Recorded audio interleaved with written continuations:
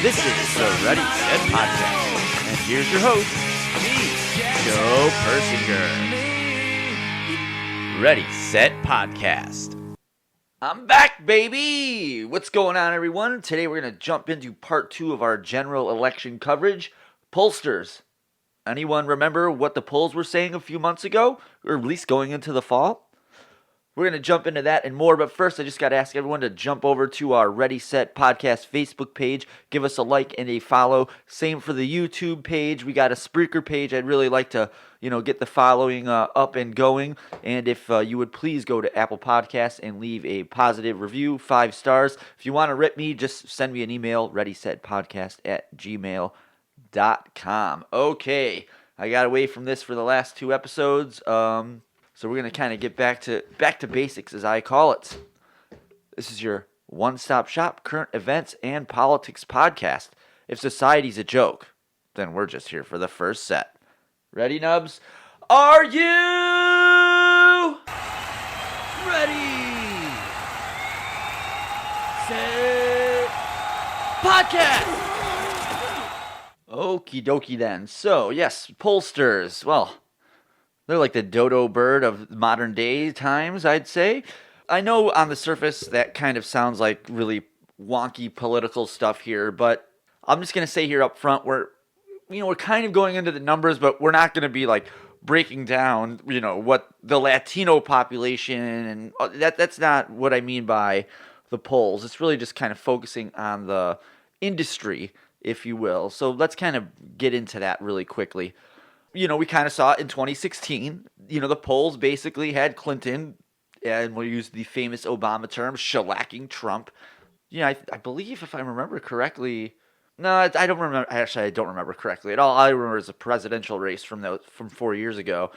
I mean, look at the polls yourself. If you watched it from when that general election cycle started to pick up, they basically had Hillary up, an average of 7 points, it seems. It was it looked like it was going to be a shellacking, and obviously you could see that based on how she approached the blue wall. But anyway, we're not here to break down the 2016 general election cycle. What we're here to do is kind of look at what happened over the last, 6-7 months. Going into that general election cycle, when Biden was the nominee, he was always leading in the national polls, I think at most by 7 points. Of course, the race tightened up into about 4, basically into the margin of error in the national average. But that's really not the national polls, because we don't vote nationally. It's state by state, district by district. So really, that's not the best statistic or gauge to where the numbers are at. But I guess it just gives you an idea of where the popular vote would fall. But again, it's not really that great of a gauge. We don't have a popular vote here. Really, the battleground state polls were what a lot of people were focusing on. What was going on in Florida, what was going on in Wisconsin, Michigan, Pennsylvania. That was kind of where the statistical wonks were, paying attention to. So the whole time we were being told this was going to be a blowout. Like I said, at one point, I think the national average difference between Trump and Biden was about 7 points, which would have been just again, using the Obama word, a shellacking. And to the casual political observer, most of them would probably ask, well, who gives a fuck?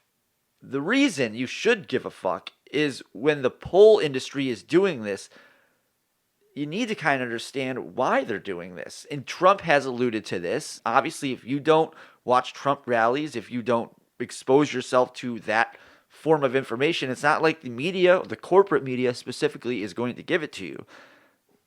If you don't know what Trump has said in these situations, maybe I'll tell you. No, maybe I'm going to. So Trump would refer to these as suppression polls. The idea being that people see a blowout coming via the polls, national polls, battleground polls, whichever, local polls even. This isn't just about federal elections. They don't go out to vote. If you see, this kind of is like what Vegas does when they have a point spread and over under. This is kind of the version of the point spread. The wonky political version of a point spread. Let's say you're a Bears fan. We're not going out much on a limb here. Your team is basically the underdog, or the other team is favored by X amount of points, usually a touchdown and a half, maybe 2 touchdowns. Generally, you don't see those point spreads go beyond that. But when you're being when you're down a touchdown, excuse me, that sounds like I'm talking about the game. When Vegas has you at -7, -14, or +14, depending on how you're betting, obviously, generally you're not going to have a lot of faith in how your team's going to do that week because we know Vegas knows something that you probably don't. And, we're kind of walking over into the professional gambling side of things, but again, there's parallels here. What the idea behind a suppression poll is, just like, if you see that your team is probably going to lose by 14 points, or at least that's what the quote unquote experts are saying, maybe you won't bet. Maybe you won't go out to vote. What's the point? What's the point in betting? What's the point of voting? It's just going to be wasted because they're saying the outcome that I desire isn't going to happen. So like I said, Trump referring to these as suppression polls is the idea that they're telling you, your guy's going to lose by 7 points, 8 points, whichever it may be. You as a voter, you don't go out to vote. Now, I understand, that could be looked at as an oversimplification. So let's dig a little deeper. Not too much deeper, because I promise you we're not going to get too wonky here. But we're going to look at, an election, a Senate election on the surface that kind of gives an example to what I'm saying. And I'm only going to use one example. We're not going to dive too deep into here. We're already at 7 minutes, and I've already made a promise. No more. I'm trying to keep them under 10. It's not going to happen. We're going to be about 20 and under is what I'm looking for. Now, we can't if I just wasted 15 seconds. I'll shut the fuck up. So we're going to look at the Maine Senate election, which was Susan Collins, a Republican, against the Maine State Speaker of the House, Sarah Gideon, I believe. Again, if you're not paying attention, I assume most of these people, the 4 or 5 people that listen to this, maybe, probably weren't watching that Maine election. Not like you're supposed to. I'm into this stuff, I guess. Polls had this race even. And at some points, they even had Susan Collins down 3 to 4 points, give or take. And again, we discussed this. When you're down 3 to 4 points in a state election, especially in a state like Maine, it might as well be 14, 15 points. That's a lot. Because I think I want to say that state total vote for that race was under 500,000 people voting. So, there's not a lot going on there. When you have these, look at Trump and Biden. When you have 77 million or 140 million people voting and it's split down the middle, like 7 million people difference, that's a lot. But when you're talking like 500,000 vote total for 2 people, you can swing an election pretty easily if you can, convince the right people. So the point is, going into this election, and I was watching this throughout the year, they had the Democrat Speaker of the House, Sarah Gideon, up 3 to 4 points at any given time. Obviously it ebbs and flows, but that was the average that you were seeing. So what's the point of that? Why would these pollsters, want to, put their thumb on the scale and say a Democrat winning by that many points when, as we discover, when the election happens, that's not so the case? I'm going to tell you. It's also about money. It's not just, confidence and, feeling like your person's going to win or just suppression. That is one aspect of it is, it's like it's an X amount of number pronged attack. The suppression is one aspect of that, one pillar, if you will. So yeah, this is all about the other side. The other pillar, I should say, is money. Donations specifically. So let's say your preferred candidate is up in the polls, like Sarah Gideon, and you're a Democrat, and you want Susan Collins out of Maine because, again, we're getting into the wonky side of things, but if you follow the Senate, you would kind of know, if you look back at what the Senate has been voting on over the last 4 years, you'll see that there's been a few votes. I believe Brett Kavanaugh was one of them, which is kind of a big vote, where it fell on her vote that got him in. So that was kind of why she became a target in Maine for this Senate cycle, because they knew she was kind of a swing vote where she's a moderate Republican. So, they figured they can kind of get her out. Obviously, it worked that way. Anyway, the donations are kind of the other side of this. So, if Sarah Gideon is up by 4 or 5 points and you're a Democrat, you're like, oh my God, our person might win. I'm writing a check. You're a big donor for Susan Collins and you see that she's down, I mean, you're probably a little less likely to want to write that check, handicapping her funds that she can raise to, fight off her opponent. So you can see how, this is why people say politics is dirty. You have a whole industry basically, not even trying to hide its hand anymore. They're just basically saying like, oh, we're just going to poll this a certain way, skew the numbers so it looks like this is what's going on, thus not controlling, but influencing other people's behaviors. This is manipulation on a very, very, very scary and dirty level. And how long has the poll industry been doing this? They got caught with their hand in the cookie jar 4 years ago. Now some have argued the national polls ended up not being too far off. We're watching this again. And, throughout this entire cycle, I remember people saying like, oh, the polls said this, huh? Yeah, well, how'd that happen 4 years ago? To a lot of people's surprise, it was kind of interesting that these polls would be skewed again, knowing that they got caught last time. And again, we saw this at the state level in Maine. Case in point, so the day before the election, on November 1st, 2020, an Emerson poll, which I believe is one of the better ones out there, had Sarah Gideon beating Susan Collins 48-42. That's a 6-point difference. And usually the margin of error is between 3 to 4 points. So what they're saying is, look, in a 3 to 4 point spread, we might have fucked something up here. But when you're 6 points apart, I mean, they're basically saying like, we're straight. We did our homework. There's no reason why there should be any error outside of 3 to 4 points. Maybe sometimes it's 2 to 3. It varies. So what was the actual outcome? 51-42 Susan Collins. It ended up being a 9-point spread the other way. That's problematic.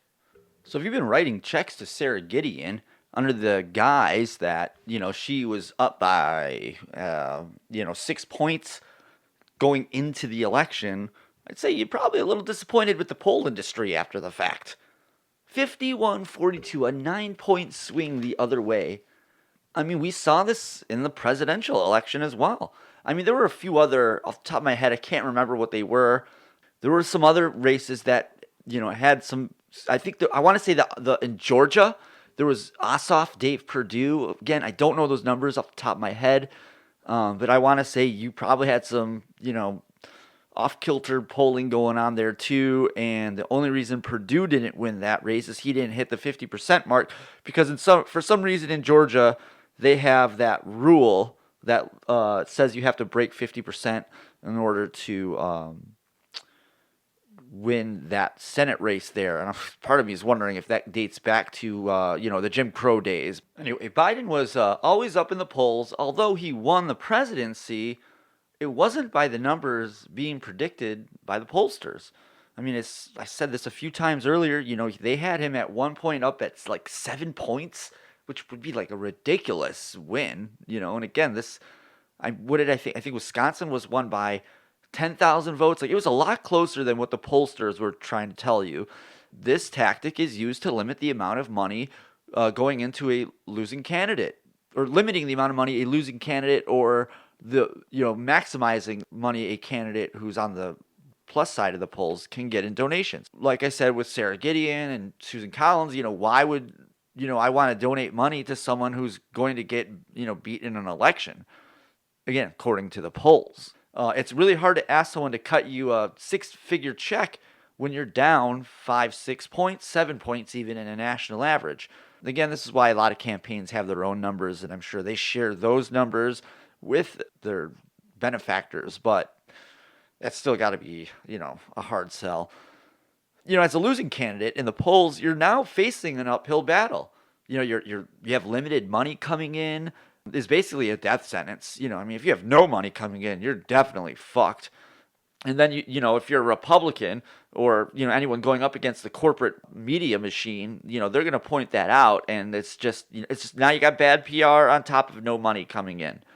Now you're trying to convince people to vote for you when you're being not only labeled a loser, but someone that can't even get any money coming in. I mean, this is not an easy task. You can see how they're stacking the deck against you, which is very ironic considering you have the corporate media basically telling you, amongst the corporate media who kind of steep themselves in this woke culture, amongst, something I'm going to get into later in, not this podcast, but later in general, like some of these TV shows you see, they're just like steeped in woke culture, basically telling you the deck is stacked against you.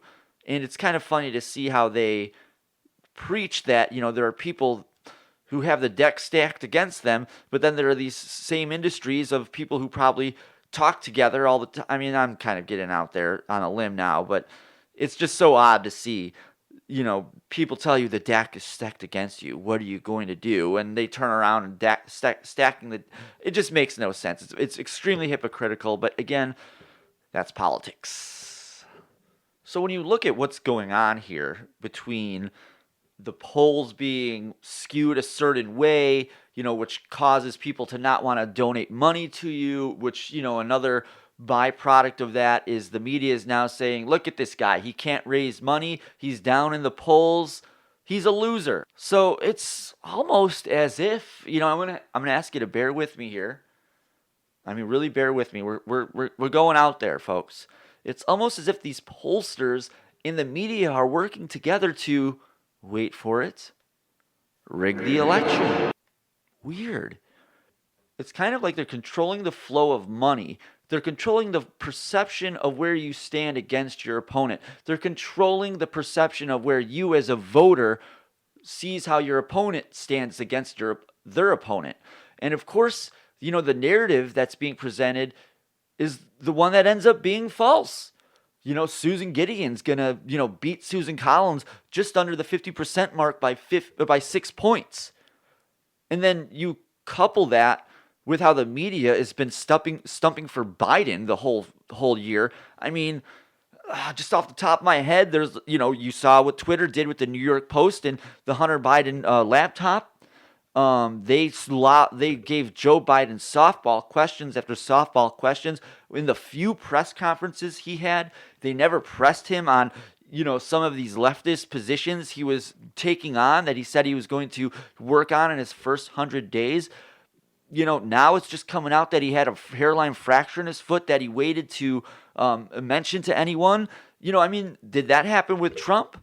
He never broke his foot. He never, when he got COVID, they were upfront about it, as much as the media tried to make it that he wasn't. So you see what I'm saying here is basically when you have the media stumping against Trump for Biden, that's almost like a 10-point advantage right there because they're not questioning Biden. They're not asking him, hey, you've been in Congress for 47 years and what have you done? The one thing that you did do, now you don't want to talk about the crime bill because it locked up black people at a very high rate. But now, the one big accomplishment you had, you don't want to talk about. So, yeah, the media is basically adding 10 points to Biden's lead right there because, again, you have, I think we talked about this in the last episode, your average voter is a 50-year-old moderate woman who just casually follows politics.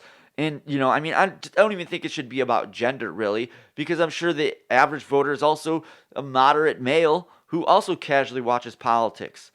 Trust me, if you're watching sports and that's your thing, it's hard to fit in some of this stuff. This is a theme on the podcast that I've been talking about for a while, is that they rely on you rubes for your votes so they can get away with this kind of stuff. What we have here is the poll industry is starting to look like the brick and mortar retail sector. It's outdated, it's out of touch, and it's dying faster after every election cycle. And just like the corporate media, if they don't get their act together, the poll industry, the corporate media, and the dodo birds will all be hanging out very, very soon. All right, well, that's going to do it for us this week. Our next podcast, we're actually going to get into what I call the giant Trump in the room. Did Trump win the election? The short answer is no, but we'll get into that next time. All right, you fucks, thanks for tuning in. I think you know what to do. Ready, Set Podcast Facebook page. We got the YouTube page, the Spreaker page. Apple Podcast, iHeartRadio. Give us a like and a follow. Send us an email. Send us a tweet. Engage with me, please. I'm so lonely. Okay, I'm about a minute 40 over. Thanks for tuning in, you fucks, and we'll see you next time. I'm Joe Persinger, and I'm the most consistent and pragmatic motherfucker you'll ever meet. See you fucks. Thanks for listening to the Ready Set Podcast. Check us out next week, and don't forget to follow us on Twitter and look for us on our YouTube channel. Ready Set Podcast.